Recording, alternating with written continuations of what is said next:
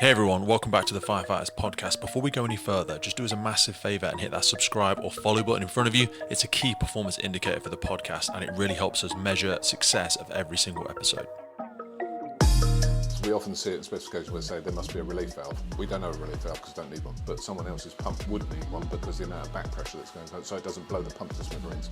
Some services will still run with a collecting head on the suction inlet, and that is a weak point if the pressure relief on a pump is not doing its job correctly, and I have seen them where they break them, the collecting head explodes.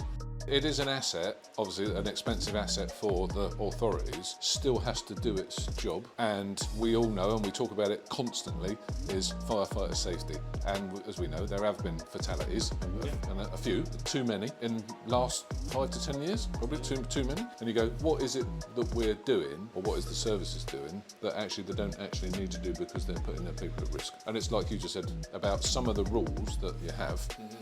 There has to some point, there's a line in the sand that says, just do that, because actually that's the safest.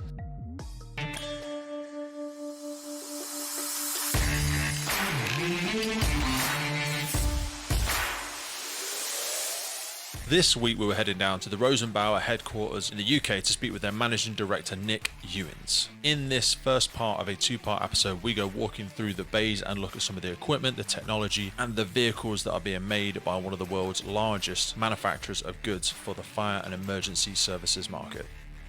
In our follow-up episode in a few days, you will hear us sit down with Nick and his business development manager Andrew Smith as we delve deeper into the history of Rosenbauer and also have a sneak peek at some of the exciting things they have planned for 2022 and the years to come. So today's a whistle-stop tour. You're going to hear some in-depth aspects of how these vehicles go together, the origins of their famous hero helmets, and also some of the ways they are innovating some of the new technologies in the industry to face the ongoing challenges of fire and emergency services around the world. Thanks for coming back to the Firefighters Podcast. If you're listening on Spotify, please give us a rating, and we hope you enjoyed today's conversation with Nick Uwins, UK Managing Director of Rosenbauer.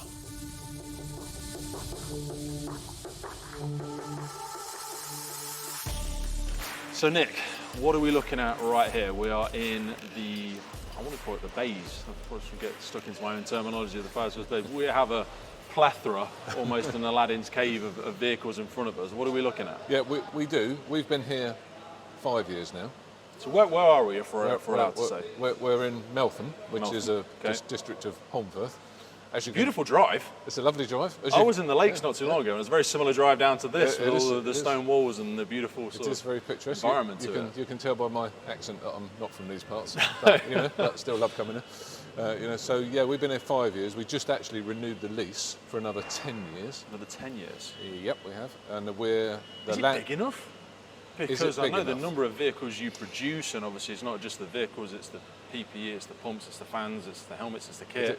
It is big enough Okay. at the moment, and is ideally in a. I like the location, because it's out of the way. That does have some drawbacks, however, it is about the way. In my previous experiences, if you're on an industrial estate of some sort, that does bring other challenges for unwanted visitors. And, Yeah, most definitely. What do I like about the building? I like the size of it. What don't I like? I don't like the single door because you're bringing trucks in and out. Ah, yes. On the other hand, what do I really like about it? I like the single door at the front from a security point of view.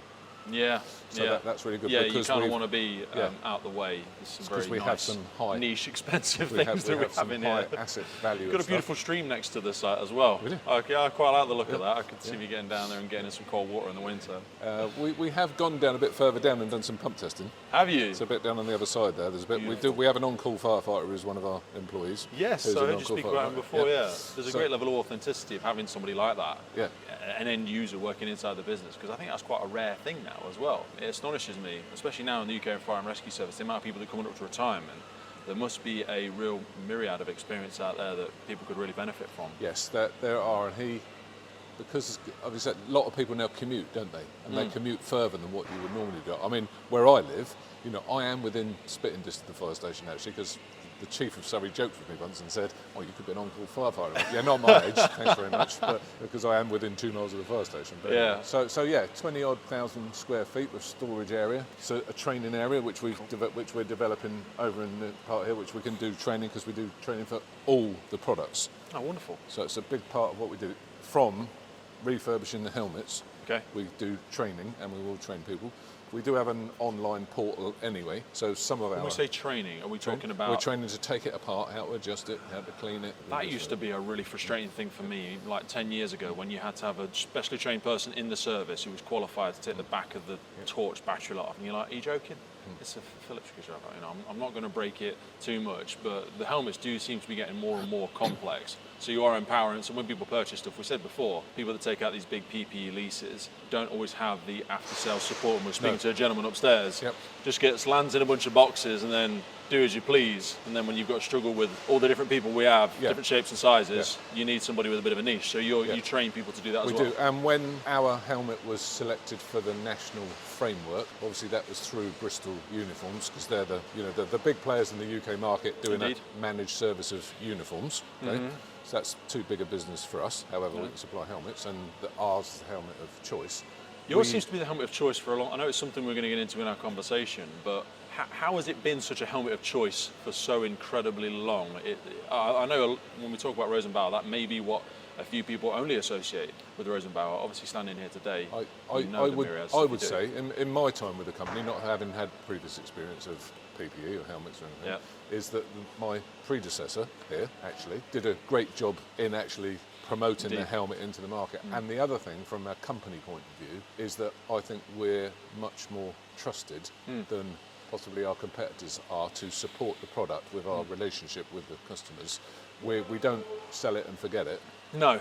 We are, and we do it. We've done it with Bristol Uniforms, where we've had special fits, or there's been a small issue because everybody's got a different size head. Yeah, definitely. And there are challenges around that sometimes. And rather than just saying to Bristol, well, actually, that's your problem, we've been places dotted around, or we've had helmets returned, and we've done a special fit, either large or small, because we want to keep... It might be one helmet out of the 30,000 we've supplied, but we're still very interested in that one individual. We only need to drop the ball in one situation like that, and it can damage some real brands. I look at your helmet process a little bit like, if you excuse it for a second, the sort of distilling process of alcohol. And what I mean by that is you've been in the helmet market for so long, you've been able to go through that cycle of innovation 8-9 times. Most people just coming into the market will go through the cycle once, and they've still been through the cycle, and they'll say, we've studied this and we've tested it on firefighters and blah, blah, blah, blah. But you've done that iterative cycle many times, from the tapering around the side of it to the 17 probably adjustments that you can make to it. It does just get distilled. It gets better and better and better. It does. The original helmet, when the helmets were first on, it was a project by one of the guys over at the factory who's into the PPE market. It's his little baby. And the original helmets, they were actually using the company that had the injection moulding facilities to make the shell, and then that is how it grew out of that business. And then eventually, and it's only within the last 4 years probably, where they went, okay, right, this is really serious now. We've got a new generation of helmet that we're kind of going to develop that. By the way, here's our lovely new specific facility for doing this. And it's a new place in Austria, and it's been around 4 years. And so they've invested, and the company does do that. It's, if you look at the P&L, you see the amount they invest every year in R&D, it's an enormous amount of money. And it goes from the helmet to what will become the E-Panther. Yeah, so you're talking something that's a 150 Well, correct me if I'm wrong as well, because a lot of people that try and get into this market just go after singularly firefighting helmets, for example, but you don't just serve firefighters. A lot of your PPE go across the whole of the emergency services. We're right in saying that? There are different models of helmet and different models of gloves. Because we see our police and certainly our paramedics, historically they were less supported with things like PPE, and I know that's now become recognised with the NHS is a behemoth. So the people that are there serving that market as well, which I know includes yourselves, are really somebody that's seeing the more holistic view of the needs of the emergency services versus just the people that come out with a helmet. It feels a bit like a wobbly bucket. I remember 15 years ago when I put mine on, and it used to smack you in the side of the neck. That's the main reason you did your collar up, because it was quite sharp edges, to be honest, with a thin bit of rubber on that didn't last very long. Yeah, we learned, and if you picked up the two helmets and gave it to someone like yourself who maybe had the old Rosenbauer helmet and said, can you see the difference? You more likely would go, yes, I can, straight away, because that edge has disappeared, and the balance of it with the torch on is different to what the other. So you've learned the lesson. Tiny little things like, we'd strap the radio to our tunics, and it would always catch on the side of the helmet, and it would push it off at an angle, whereas they're tapering now. Yeah. And we see in the firefighter challenges some people that will say, oh, I've got one of the originals. And I don't see that as a benefit when people say, oh, I've got a helmet that's been around for 20 years. I'm like, dude, you want one of the new ones? Because honestly, and you see it when they're rolling hose and it's dropping off. It's not got all the adjustments. It doesn't sit as well with the individual. And when you are running up flights of stairs and when you're doing the operational role, it's those small things that make a big difference. Yeah.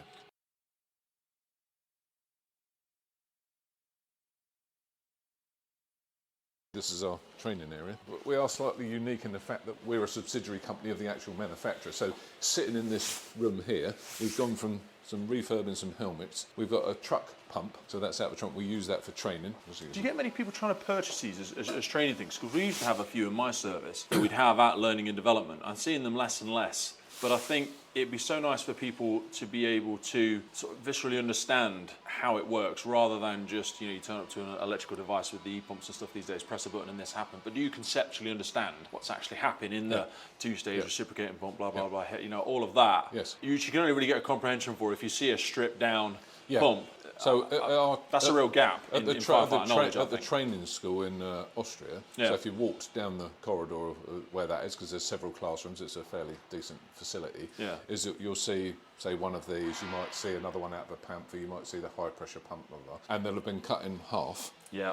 And so you can see the internals of the volute and the impellers in there, because the way that the Rosenbauer pump is developed is that this section here, this part here is the low pressure part, which Austrians call normal pressure. So if you see N and P written on something, that's because it's normal pressure, which is low. This part here is the three impellers of the high pressure pump. You can have that pump and that pump together to make a twin stage pump, or you could have that pump, or you could have that pump. Love it. So a lot of the old changeovers used to simply go from the normal pressure, from the low pressure, and include the higher pressure, and it constantly reciprocating around both versions. But that one they're working on a common shaft. Because there used to be issues with compressed air foam systems when they tried to incorporate them, but they didn't want to use the peripheral impeller. And we used to have issues getting foam in tanks, but we had a myriad of issues. I think a lot of it came as well, though, from, like I say, people didn't conceptually understand it. No. They were just looking at it from the front, and we'd use all the buzzwords, but you didn't, because so many of them are electronic now as well. I used to do drills where you'd have somebody standing, well I still try and do it, but it's harder with some of the e-pumps. Stand next to the vehicle, and I'm going to do several things at the back. I want you to tell me what I'm doing, because you should understand the difference in pitch. But that becomes so alien to people, they just press a button and it's just a noise now. And that worries me, I'm not too nostalgic, but it's important to have a good understanding of what's actually happening. It does happen. I've been on several places where firefighters are using the pump and you go... you don't want to get into that in my day conversation, but still. No, it's interesting to see that development, because I get involved in sort of various generations of people, and I've been doing it a long time, and I used to go, why are you doing that? And there have been several instances, and it can be that they're fairly new recruits, or they've been in the service, say 5 years or something like that, and they're doing it because that's the way the guy told them to do it. And there's a weak part in the training. So if you go to more or less, I would say, any training place in a fire service, and you go, oh, so what are you doing then? Yeah. You see this 20-year-old fire engine. Oh, we're doing training on the new recruits. Oh, okay. Well, where are they going? Oh, they're going. Of course, they'll go to the new station where they've got the 2021 model fire engine. So nothing like that one then. Yeah. So that doesn't make massive knowledge gap. That doesn't make a lot of sense. But the fundamentals is still. You've got to stop yourself. I get really romantic about hydrodynamics and stuff like that, and you can go far too deep, and that's where I do lose and bore people. I appreciate that. No, but it's worth knowing, because there's an in-between. There's somewhere on the spectrum we should all be. The Rosenbauer pump, if you got the performance graph and looked at it, if you can understand it, 'cause it's quite complicated, because even I struggle even now, and you looked at one from our competitor's pump, say ours is on a piece of landscape paper and theirs is on a bit of portrait, it's because the performance curve of the Rosenbauer pump is much shallower. Because the way the impeller and the volute is designed. And the consequence of that is when you're doing gas cooling and you ram the branch shut, the pressure back into this pump is much less than our competitor's So effectively pump. the water hammer and how it dispels it through the pump versus the load and longevity of the pump, if it's consistently have to damage with those spikes. That's correct. And so you will, on this pump, we often see it in specifications where they say there must be a relief valve. We don't have a relief valve because we don't need one, but someone else's pump would need one because the amount of back pressure that's going on, so it doesn't blow the pump to smithereens. And that's an interesting thing, because even that, when we talk about catastrophic pump failures and stuff like that, I've had it before. I like to run drills and say, how can you get water out of that now? And I go, I can't turn it on. It doesn't matter. It's still just a lump of steel. If you understand how it works, gravitational will that will fall out of it. Absolutely. If you can just then put a pump to it. Some services will still run with a collecting head on the suction inlet, and that is a weak point if the pressure relief on a pump is not doing its job correctly. And I have seen them where they break them, or the collecting head explodes. Really? Yeah. Crikey. Yeah, okay. It's because it's a catastrophic failure with the amount of pressure that's coming back. So say you get 8 bar come back down the pump. That's if there's not a way of relieving it, or the pump doesn't relieve it. And I know I don't want to get too deep into it, but it's something certainly from my service there's still a big bone of contention with. When we do things called Pump Champions course and stuff like that, where you go and you do a little bit more specialised. You become a bit of a workplace trainer. Either pump or straight to tank when you're using the filler. Straight to tank. Straight to tank. Thank God. Good. Some people go either pump because you can use the the strength of the water's coming from the hydrant. So if you haven't got control of it, there's constant fluctuations there. It says, think there's a bath in here. I want you to just feed the bath because this knows the pressure of that and it will deal with that all day long. It'll be consistent, on-off jets everywhere, hydrant pressures up and down, fluctuations. It doesn't matter. This will absorb all of that. And they say, oh no, but I always like to have a full tank because that's my safety net. I said, I know, I understand that, but don't put it in there. No. And I almost want it to come off, but I know we need it for some high volume pumping and stuff like that. But I really try and steer people away from it. But there's still some old hats, and they use high-rise as an example because they're like, well, I need to send 10 bar up there, so I'm going to use the pressure that I'm getting from the hydrant. I'm like, oh, I know, I see what you're saying. That was when the pumps were a bit weaker, and this will take it all day long. The pressure this can produce, you don't need that anymore. Yeah. But it's still trying to drag people a little bit out of that. It can depend on which service it is because there's still a variance in the tank capacity of the vehicles. Yeah. Depending on the view of it. London was always traditionally, they carried the old 300 gallons. Yeah. I think it was, Lancashire was another one. I think they always had a smallish tank and most people ran with the 400 gallons.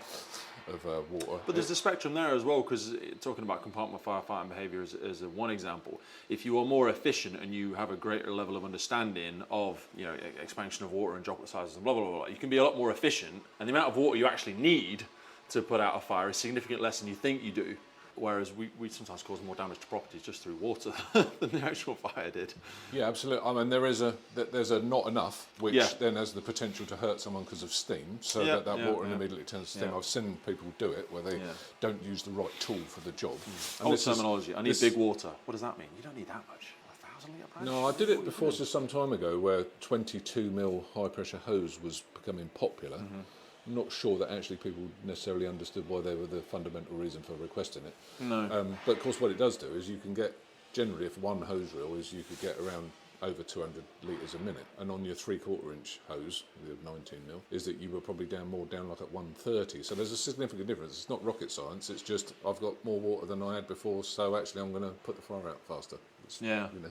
But again, we're talking there about what is becoming a lesser part of the operational firefighter's role. So there's such, and I sympathise with them, there's such a balance between how deep do we need to take people into that training, how much do they need to know, how much do we want them to know. We want professional operators, we want professional firefighters, but we also want you to learn all of your everything else. Yes. Everything else. Sorry, we digress. No, that's fine. So this is some of the internal workings of the CAN bus system. These are the CAN bus modules off the truck. Okay. Basically, that's when you press 999 and all the blue lights come on, it's part of that control system. Okay. And generally speaking, the programs are very similar. That are different in some functions because not everybody wants it to operate the same. No, people don't want them. They've got some of their own systems running in the background. Yeah. I see a lot of things on fire engines that are actually disabled by their services because they don't dovetail with some of the systems they're already using. It's an interesting point because when I was first with the company, I went to the factory and some vehicles we were doing, it might be the initial vehicles I think we did for Cornwall, and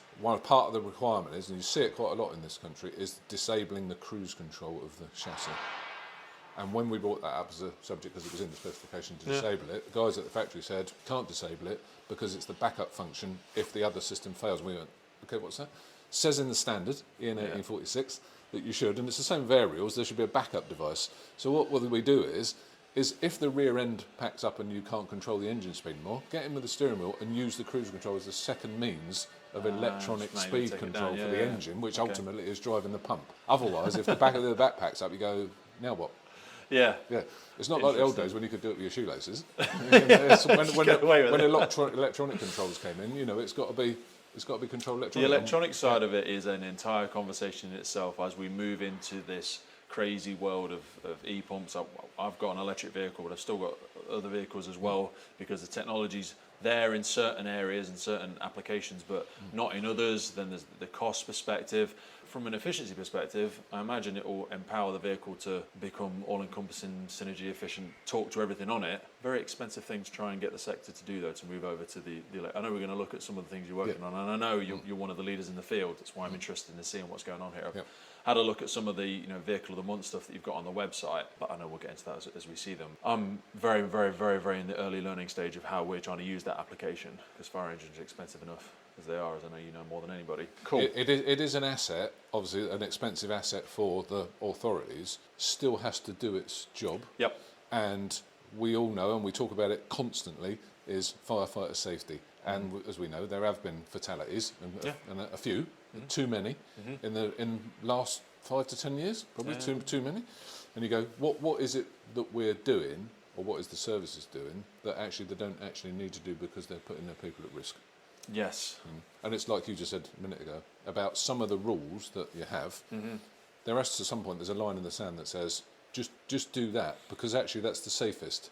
If you start to vary and say, well, you could do this, or you could do that, or you could do this. What I'm always worried about, and we spoke to one of the chiefs from New South Wales, was he always speaks about whenever there's a potential to put somebody in a risk environment, he says, I'll always opt to put them in a risk environment, which is sometimes an unpopular opinion, but he says if you don't, you can also weaken the muscle, whereby if we never put people in an offensive position, we're going to hemorrhage all the skill sets, which means when they need to, they're going to be all the more dangerous when they're in that position. So he said, even if there's no savable life, I will always try and commit breathing apparatus as a very simplistic example, because he says, I want people to drill the skill set, I want them to be in the environment. But we all sit somewhere on that spectrum. The safest possible thing to do would never, would make it all electronic and drones and whatever, and we never put another person in that environment again. I don't think that's where we want to go. I think it's a lovely dreamland in terms of safety and the safer firefighter concept, but we're still going to need those skill sets. We're never going to fully remove no, I 100% agree, and I think and there's so many subconscious variables that you viscerally pick up from having that, like books like Bounce and the 10,000 hour rule and stuff like that. You condition yourself to realising things that AI is probably still a long way away from conceptually understanding what needs to be done at an incident. There's still a lot of human factors that we can't factor for. Yeah, because we have our feet in several distinct camps of firefighting. So municipals, we'll call it for local authorities, aviation, industrial. Now, what do those three things do the same job? Yes. Not quite on paper. Yeah. Not quite the same, because there's different rules for different things. So we've had incidents in this country, haven't we? So take Buntsfield as an example. That's on fire. Okay, what are we going to do with it?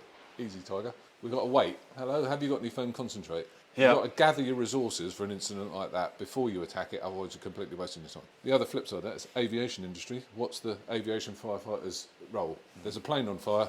Go and put it out as fast as possible. Fast as possible. Yeah. And then all guns blazing. Go. Absolutely. Speed and volume. And then the municipals sit somewhere, probably I would say, between the two. Yeah. Depending, because your incident types, whilst in aviation and industrials, their incidents are different, but they're based on the same thing. You could go to a bus garage, a block of flats, a terraced house, a bungalow, or we all know, and a lot of firefighters in this country have been abroad into Europe, where they see what other people are doing. And you go to a fire station in Europe, and you stand at one end, and you go, look at all them fire engines. But I've got one of these, one of that, one of this, one of them.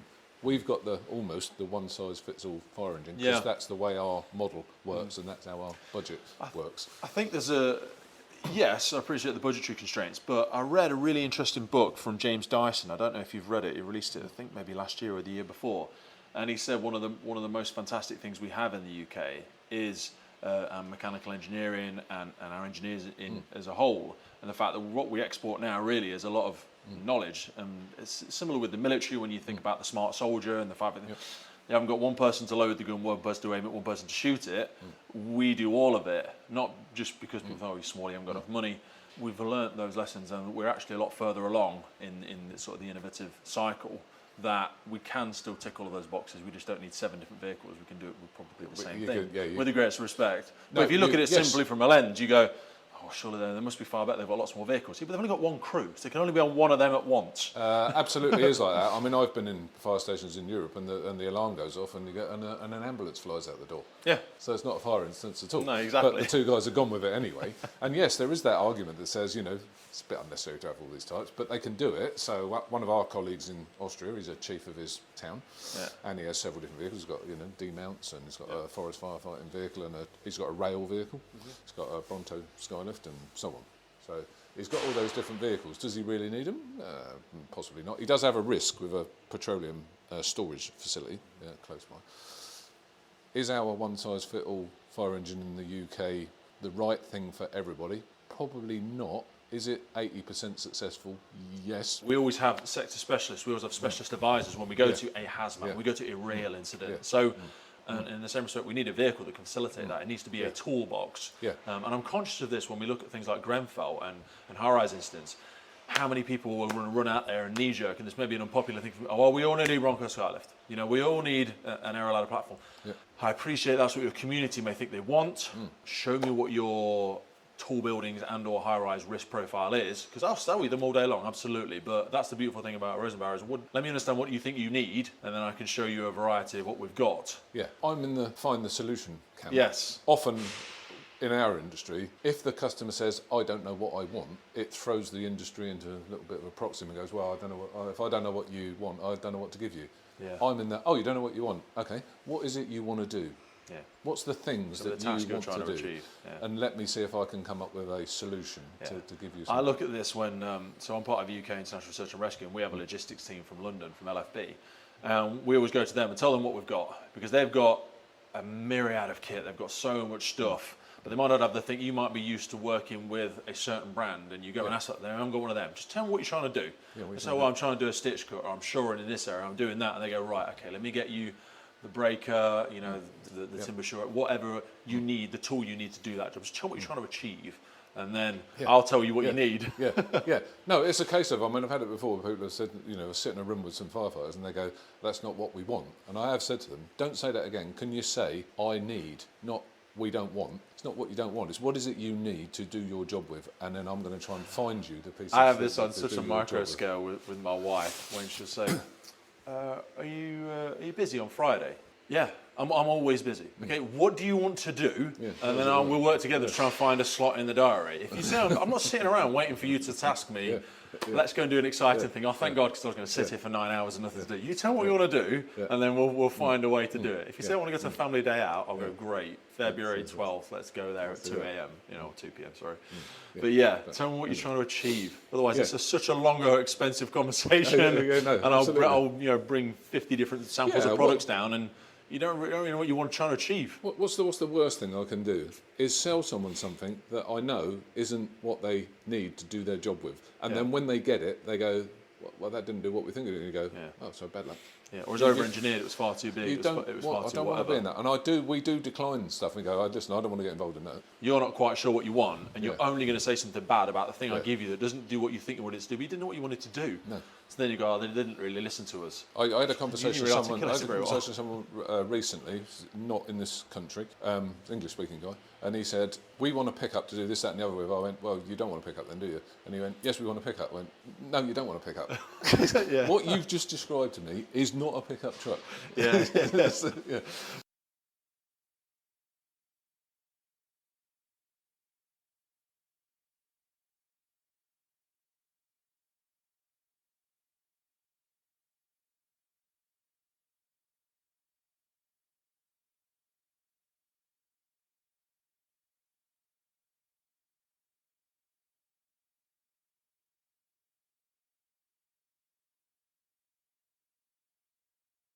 We walked past this, but it's a new piece of kit. This is the car battery fire extinguishing. Wow. Which is our latest thing. That's interesting, because there's several answers to how people are trying to solve that. We just had a specialist from the US on talking about how to extinguish Teslas and things like that as one single example.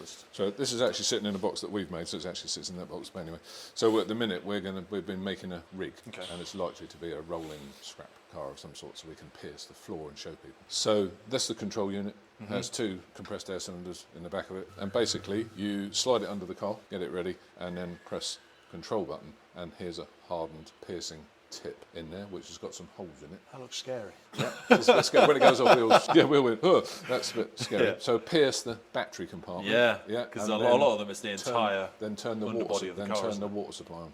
Some people have got some very inefficient, expensive ways of doing it. I don't know what the companies are, but we've seen some people have to bury them. Some people are dropping them in entire baths of water and taking them away. And I'm like, how we did not think about this. And because we're all so busy, the communication links between perhaps companies such as yourselves or even just fire sectors and the people that are producing these things that are going on the road, you're like, we need to talk to each other.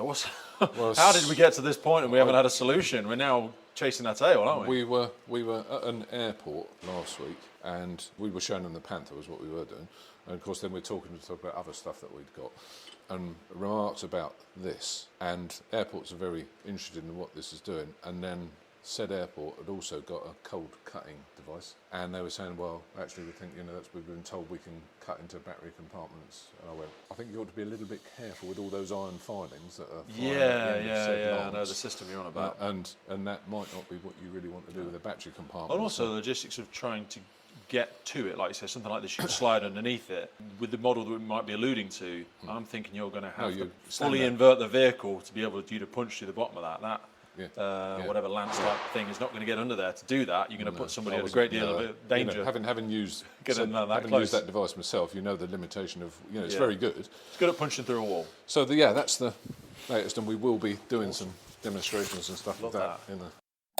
A quick update from one of our partners and we'll be right back to the show. Today's episode was brought to you by our partner William Wood Watches. Now in support of the Firefighters charity, William Wood Watches, who are the makers of those beautiful luxury watches from upcycled firefighting equipment, are bringing you the always ready motorcycle. It's super essential to make you aware of this one, folks, because there are only 300 tickets available. William Wood Watches have partnered with the talented Sultan Motorcycles and they're bringing you the first William Wood Watches motorcycle. This is incorporating the workings of all of their watches and adorned with multiple elements of upcycled firefighting materials. This is a one-off motorcycle and it's like nothing you've ever seen before. It can only be won if you're in the prize draw. You can enter the prize draw if you follow the link in the post below this episode. All profits raised from the sale of the Always Ready motorbike will be donated to the Firefighters charity in the UK, supporting firefighters and their families. Not only does making a purchase from William Wood Watches mean you will get your hands on one of those beautiful and authentic luxury pieces of firefighting nostalgia, but you will be supporting this effort and giving a donation to the people that operate in our sector. Now back to the show. What have we got here? So this is our demo vehicle. This is a Rosenbauer compact line. There are different versions of these about, and this is one of the better ones. Part of the reason for that is it's limited what you can do with the truck with a chassis like this. So it's a Sprinter, so 5 tons. That's same. The truth is the same with any vehicle. There is always a capacity. There's always a limit. The problem is when you're going down versus up, people go, "Oh God, got to get rid of some stuff." There's stuff on that vehicle we haven't used in 10 years. Absolutely. You can get rid of some. So use it for the intended purpose. They're very popular. All compact line vehicles are built at a factory in Neidling, which is between our main plants in Linz and Vienna. And what this vehicle does have is, when we were talking about that pump earlier, it's fitted with the high pressure pump only. Because there's a PTO on here which is limited. You have to put an oil cooler on to get 40 kilowatts. And you get 34 bar on the high pressure pump, so you can do gas cooling with it, which is part of the attraction. We set it at about 32 for the greatest efficiency. I think it was our 19 mil hose. They used to preset to 25 or 28, but then we used to dial them up to 32 because that's what's most efficient for your gas cooling. It's one of the things that we've done recently is that with people, when they've gone to 22 mil hose, we can run the pump slower because the inlet pressure at the branch is the real thing you're really interested in. People seem to forget about that. And because the way the pump is working and the 22 mil hose, you don't still need 25 bar at the pump because you'll still getting an inlet pressure of 15 or whatever it is that you would have. So you don't need, you can slow the engine down, save fuel and noise and what have you, but still get the same inlet pressure at the branch because you've now got 22 mil hose. What I like about this vehicle as well, so from a personnel perspective, one of the big concerns that we see some people talking about is the fact they can no longer fit 4 people. If you give me a smaller vehicle, you're expecting me to ride around with 2. This and some of the other vehicles you have, how many do we sit in here? So I think this could be set for 4. It would be a tight set for 4. squeeze. And I think some of the ones in fact, there's 5, 6 seats there. So sit for Yeah, so you've got 6 in There you total. go, exactly the same as most fire engines are. Yep. The concern with a smaller vehicle for some people is that, you're going to force us to go down to less personnel, and this is a... It's quite common that some of the trucks you see that are actually going to Germany or Austria, when you see them, is that it might not have a water tank, which is really alien to us. There's another one. It'll carry a portable pump, might carry one of our Fox pumps, for instance, and then a load of equipment, and then they go to a lake or something, or a river or something that they'll use. It won't have a tank. But I mean, this truck's got seating for 6, but it's got a 500-litre water tank as well. Imagine. But it's using that high pressure. What's this under? It's a Mercedes... Sprinter. Sprinter. It's a Sprinter, yeah. So it's a 4x2, that's rear-wheel drive. Wow, it's all the way through. And might not have noticed straight away. No suction. Crikey, yeah, sorry. So we are going straight tank fill here, which is straight nice. tank fill, because actually it's a 500-litre tank. But you can have we have done one of these with a suction inlet for open water supply. So Okay. yeah, there are limits to, as you said, every vehicle has a limit of some sort, and the smaller the vehicle, the lower the But limit. we've still got 9 metre on top, is it? 7 metre. 7 metre? It's a 7 Okay. metre. That's the irony. Yeah, I always say to people, how many times in anger have you used a 13.5 in your career? Very few. Yeah, I mean, you go once, yeah. I think I've maybe done it 3 or 4 times over 15 years. Most of the time, you just ask to do it when a dignitary of some form comes to the station to get the 13.5 out for a 4-man pitch. Anyway. So, because we're building on something we buy, it's a truck. It's a bit of that story. But it does have things to it. So, for instance, this is a Scania, one of the latest models. There are new ones coming out again, so they've upgraded it. It's an 18-tonner, so it sits on these whacking great big wheels. Because of the way it's been designed with these rear axles and that size of tyre, this tyre wall here, as you can see, is pretty level with the outside of the truck. Yep. If we make this truck any wider, it would actually be illegal. Illegal? It would. It's a strong because word. there's a maximum width for HGV vehicles in Okay. this country, road going. With special permission, we do drive the Panther on the road, with special permission because it's 3 metres wide. But because these vehicles in particular, this tyre wall is pretty much on the maximum legal width. You've got to keep everything more or less within inside it. So it's the maximum legal width of a truck. If the tyres start getting any wider, they've got this right there, and the truck guys go, well, that's what it is, bad luck. You go, oh, okay, that's a bit tricky. Yeah. What do I do with this? Because with air suspension, if you put your fingers along here, you'll feel it's very thin. Okay. Oh, crikey, yeah. And that's because when the air suspension goes down, it's got to miss that, and it misses it. Yeah. Things, again, that are specific to our sector, because HGV drivers, I don't need to drop the back, I've just got a thing if I want to unload my stuff here, but we need to get the ladder off the top, or we might need to pump out open water. The suspension unit on the rear is, back in the day when you first started to see it, it's called a Ferry Lift, and that describes it in its nutshell. It is, for a goods vehicle, getting on a ferry at a low or high tide. Yeah. Because the ramp to the ferry varies depending on the tide. So with the back end of the truck, might drag I bet up. you repeat that somewhere. Drag I'm up. certainly going to back pocket that one. Yeah, so it might drag the truck up the ramp because the ramp's in a different position. In the You only morning need as it to well as happen in 3 or the 4 evening. times before the boss goes, getting bored of this, fellas, it's expensive. And, All right. there was always a thing Scotland always used to have, I don't know if they still have it, was underneath there'll be some shackles. Okay. Because if they're taking vehicles backwards and forwards to the islands, they want to be able to lash it to the deck of the ferry. I know it's something we're going to get into, but for people that are listening, you obviously used to do a lot of work with the dentists, so you're one of those rarities that has actually, there's got knowledge in it, it's not transitioned from another sector and gone, I'm going to run this company. Well, you don't really understand what we're doing here. No, so when you buy, you go, okay, so for instance, if someone comes out with a tender and then what you look at straight away, I tend to look at the dimensions. Yeah. Then I look at the weights, because they're the really important things.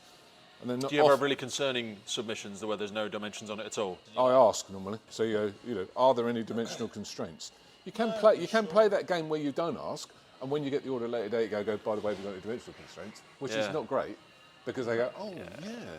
That's a bit of an analogy where someone says, well, we just want something that squirts water. Well, an elephant squirts water. Yeah. But it ain't one of these, is it?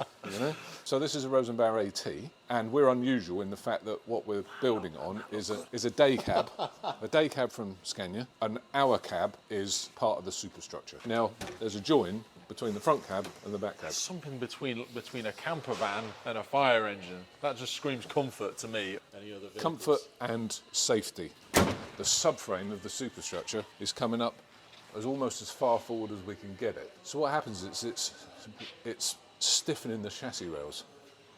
The superstructure, because the way the superstructure is manufactured, So it's a rectangle. Yeah. The roof of the AT is made of a composite honeycomb board like an aeroplane. Okay. And all bonded and bolted together. So this monocoque now is really, really stiff. Bolted to the chassis. A bit of flexibility in it because you can't have it rigid. No. But what happens is, not so much on a Scania because the chassis is quite rigid anyway. On a say a Volvo that's a 16 tonne, the chassis tend to be lighter. This will stiffen the chassis. If you start to lose traction on the road, or you start to go into a bit of an oversteer or an understeer moment on the truck, you will find out earlier on this vehicle than you will on another vehicle, because the chassis is so stiff you start to lose contact with the ground and you can feel it. If you start to, you can feel it more. Because on a conventional one with a double cab, the subframe will come to there, back here, and what happens at that moment between the cab, because that's generally where the locks are, and the front of the bodybuilder's subframe, is the chassis moves, twists like this. But as a driver, you won't get that feedback. No, it catches you out. So I've got a video I can show you, right, which is an extreme version. Yeah.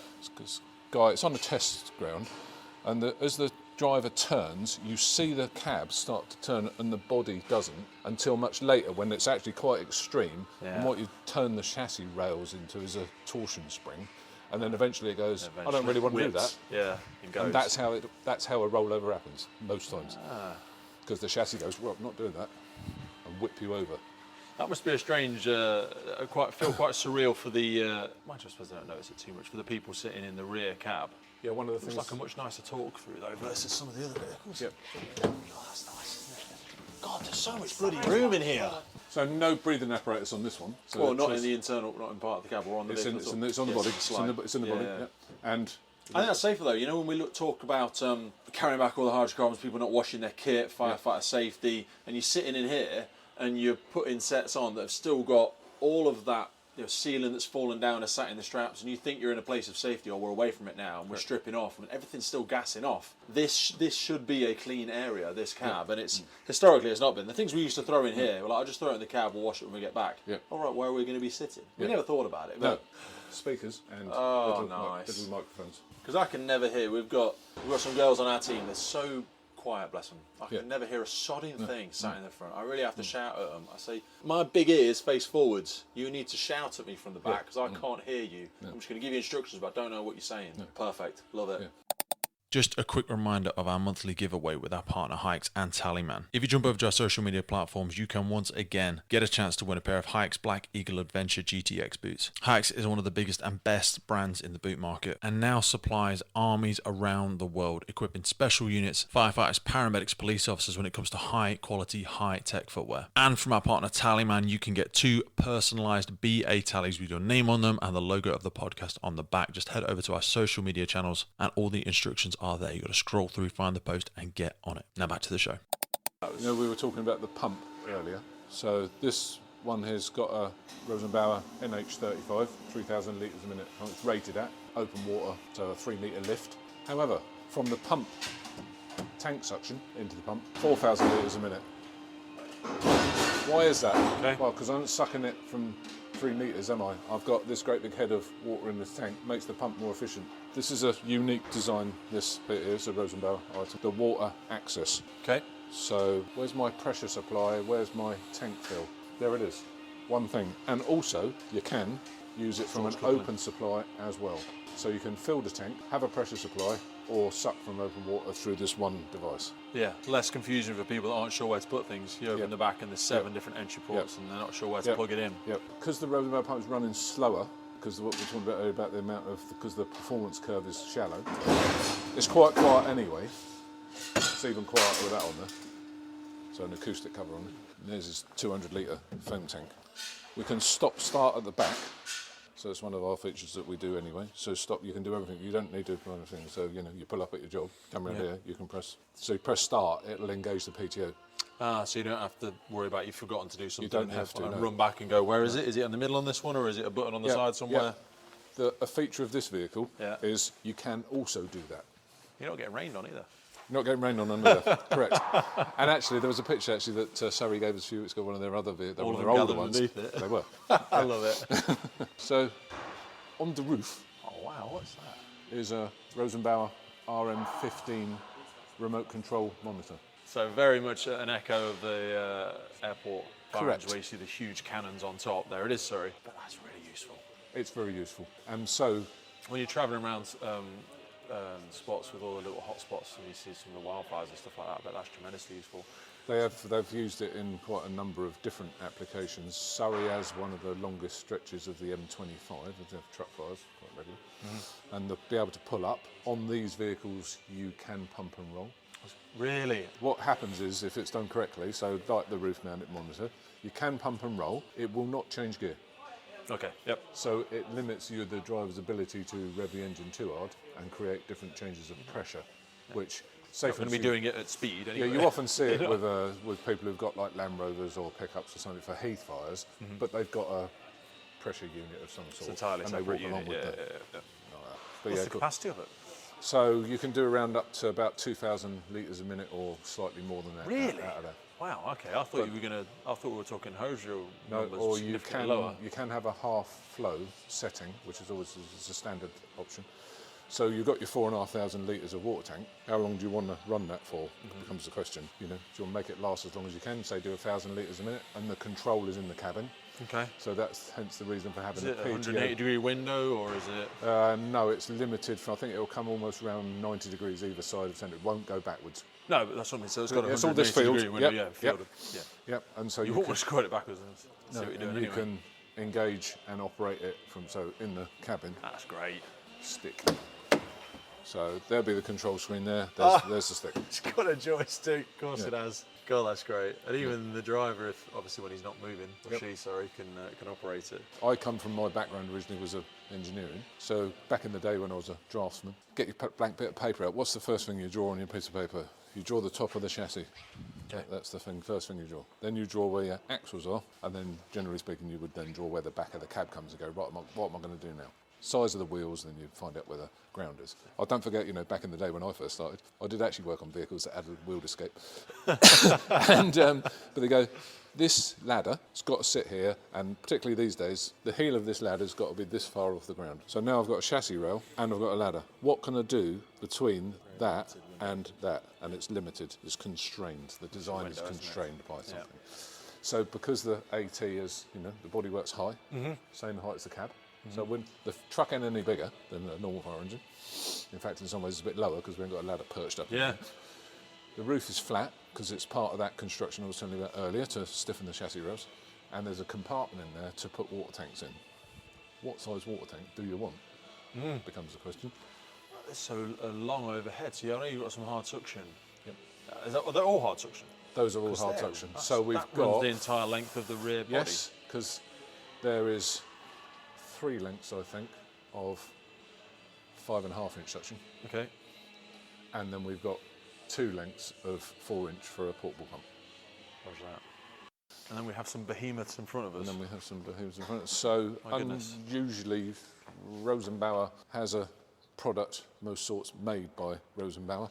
The ladders that we're standing around, as you can see, is written on the front of the floor of the cage. It says Metz. Yep. Rosenbauer bought Metz Ladder Company in 1998. Kept it as Metz for quite a long time, and we still put Metz on it. But it's Rosenbauer Karlsruhe now, where aerials are made, ladders and ALPs. So is it just not merely, but the authenticity of keeping the name because they've got Correct. such a history of knowing what they're doing in that sector? Yeah. It'd be silly of you to throw it out if your ego allowed you to want to put Rosenbauer over everything, but no, you acknowledge the wealth of knowledge they brought to it, I suppose. Yeah, because we're sort of standing on the shoulders of giants in terms of people that have come up with this stuff to start with. And we even have background music for interviews as well. Yeah, very well done. We were talking about a lot of them obviously have proximity sensors, but given that services can sometimes position their ladder platforms above something to give them an aerial advantage, do they have it? I'm guessing they don't. They don't have any thermal detection. ALPs do. Okay. Generally it's sensing off the boom, Okay. whereas the ladders don't. Will there always be a manual override for people to ignore that and put it in a position where it shouldn't be? Yes, absolutely. Again, it's always just there is when guidance. you meet the limit of any of the aerial operating things, I don't know if you... What's that buzzer? Switch it off. So it will tell you on the screen, I can operate them, I'm a bit of a novice. Yeah. So you got your foot on the switch, and you get to the maximum outreach it's going to let you do Come it. on outside your sort of window thing, now. and you go, Yeah. but I really need to get to that window. Override it. It's your conscious decision to go, I need to go another metre to that window. Yeah. So that's what I'm going to do. And you want to still allow some of that freedom, because the boots on the ground will have a different interpretation of risk and capability and what they're trying to do and how long they're going to be doing it for, but it can still go wrong sometimes. Yeah, I mean, there are on the aerials, several new modern features. The ladders now they're on a level of software, which is the latest software, gives us a bit more outreach. The Rosenbauer nets ladder. A lot of these can reach, some people, and I know it's probably very common knowledge to some of the listeners, but you can also go beneath where you are. Yes. Which absolutely. a lot of people aren't aware of. You could, for example, park beside a river and you can. So on a rescue like that. So the difference between an ALP and a ladder, so people go, which one do I want? So on the ladder, you could park next to a canal bank, river bank, or a motorway embankment, for instance, and I want to go down that slope. Pull up with a ladder, set the jack-in system, and the whole side of the vehicle, you can tip it on its side and point the ladder downhill. Yeah, that scared me the first time. Because you don't have to have the bed level. No. Yeah. So the gimbal on the ladder set will still let you do 360 degrees of rotation, even if the bed is like this, because the gimbal will keep the ladder straight. People just look at them and simply think this is a method of going up as high as we possibly can. And it's an important thing to talk about, because I think a lot of people are unaware of it. They are. So we have some B45 aerial ladder platforms coming, and on the B45 is a telescopic fly boom, and it gives us 8 metres below ground. Wow, okay. I thought it was 5, the old ones. 5, wasn't it? Yeah. One of the things is, if you start to get a much bigger aerial, for instance, the mass of it is much bigger. We've had a conversation with a few people that have smashed them through floors outside of big high-rise buildings, because these things are getting so big and heavy. The infrastructure of the location where they're going to be used. So whilst you get your ground pressure reading on the jacks when you pitch it, so a ladder, for instance, once you've got ground pressure, you can pitch it. It doesn't matter what the angle of the ground underneath it is. Okay. An ALP, self-level it, you've got ground pressure, you're good to go. If you've got a massive one that, say, like these B45s are, they'll be 25 tonnes, on a 26-tonne chassis, so they're fairly heavy. Yeah. If you get them on a serious slope of any sort, there's a distinct chance it might move, because the sheer weight of the unit is on a slope. Yeah. And it's only the friction between the plates, even if you're using the boards, there is things. So could you pitch on a steeper slope on a smaller unit? We used to use it with slump with cement and stuff like that. Absolutely. So absolutely is it. Yeah. At a certain point, it's still going to move. It's still going to move. So can you pitch a smaller unit on a steeper hill? Yes, you can, because the mass is lower. Bigger's not always better. Yeah, bigger's not always better. How much of your market is made up of airports, civil aviation and stuff like that, versus local authority, and where does the balance sit? Because obviously a lot of airport services and stuff like that don't sit under government, it's effectively private organisation. Again, you talked about constraints. Yep. Where's the percentage? How much of a voice do they have? It's not a great question, I'm not wording it in a very good way, but if you could navigate me through that one. So, as you rightly say, there is a split between some airports are actually owned by local authorities. And some are American There would be a smaller, there'll be groups. And there was some time ago. I was really only got exposed to aviation market when I came to Rosenbauer from my previous job. It's a political minefield versus. And some of them, at one time, there was a lot of the airports were part of the same group, but they were told to divide up by the Monopolies Commission or something, and because it was they were demanding the land. It's all to do with landing fees and stuff like that. So there's a whole tirade of who they're owned by. So Heathrow's, like for instance, is an organisation on its own. That's what I mean. Yeah, and so you deal with the people that they may have procurement at the airports, they may not have the procurement at the airports. So we've got 3 of these, for instance, near where I live at Farnborough Airport. Okay. Farnborough Airport is pretty much private jets only. In there, they have about 80 to 100 movements a day, which is actually quite a lot for a small airfield, but it's a big airfield. It's history, the Farnborough Airfield. But it has 3 of these parts in there for small jets, and then just up the road is Heathrow, just around the corner is Gatwick, and near where I live, it's there's a whole load of Luton, Stansted. What's the shelf life of something like this? I know they have a big servicing plan and they always quote 15, but generally I would say it was more than that. You're more likely to see, you can see some pretty ancient vehicles, probably in excess of 20 years old on some of these airfields. You see that a lot of vehicles though, vehicles of old didn't last. Now, you can have 100, 200,000 miles on a vehicle and it's still good to go for another 10 years because they're just that much better made these days. Yeah, they're built for the purpose. For instance, someone said to me, it was like that MAN chassis that's there for that ladder. Yeah. Someone says about extended warranty on the kingpins, and it was born out of, on the old Dennis's, where the kingpins used to wear out like fairly quickly. It was the way the axle was built and set up because it was a fire engine. But these are like, there's a warranty of like 300,000 kilometres or something. It's like, what? And that's because it's a truck and it's been designed, it's been, it's been tested and thing, and it's been, the mileage has been, and that's how they rate them. The rest of the vehicle's probably going to fall apart long before they're ever. You do see it. If we were at the factory where the Panthers built, you'd see the design philosophy for the production line. Okay. If you turn the clock back 15 years, I'm not exaggerating it, the fact that there'll be a bloke in a factory, in a building like this, with a hacksaw in his hand and saying to the customer, so how long do you want it? and literally it could be as hand-built as that. I mean, they are hand-built. Don't forget, someone's got to assemble it, haven't they? Yeah. But there's hand-building and there's hand-assembling. Is a completely different thing. And so there are, dotted around, what's probably the second most, in the past, what's the second most common airfield crash tender you see?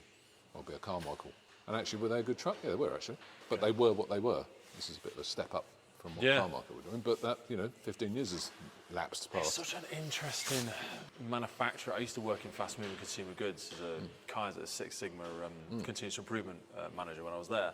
And because you did so much mass, it became a very different process in terms of waste and efficiency and TRS and all this sorts of stuff.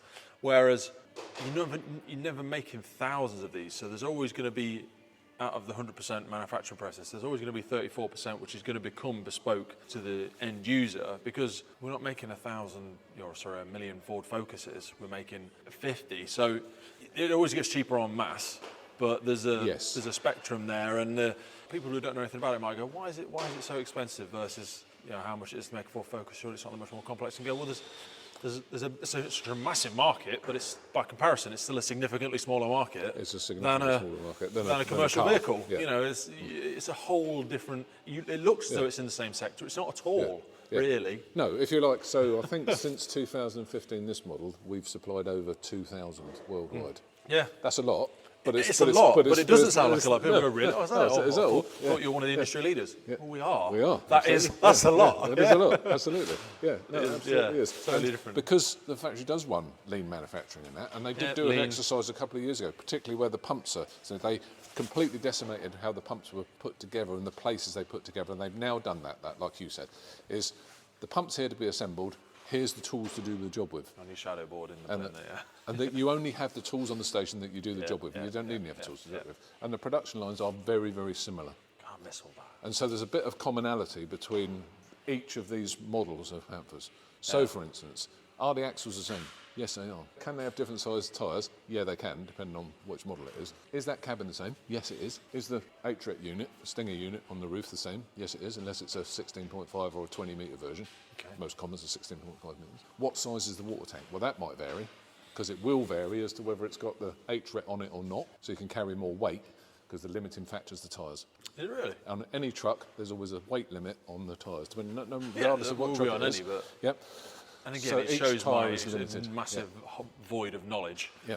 It looks like it could be on a tank, for God's sake. It looks fairly bulletproof. Yeah, and because of the use of the truck, there's Michelin permission to use it at a higher rate and higher speed because it's intermittent. If it was a truck going up and down the motor, they wouldn't let you do it at the speed you want to do it. Yeah. So we are on the limit of the tyres, but we're only speeding down the runway to an aircraft, aren't we? Yeah. Minute and a half later, we're there. The Firefighters Podcast was created to be a global podcast seeking to develop, inspire, and motivate the world of the emergency services operator. Through a series of wide-ranging conversations, we celebrate those within our emergency services family and the wider sector by encouraging the support of these incredible group of people who have chosen to make their life purpose protecting their communities and the wider society. It's presented by myself, Operational UK Firefighter Pete Wakefield. So wherever you are in the world, please support your emergency services, and thank you for listening.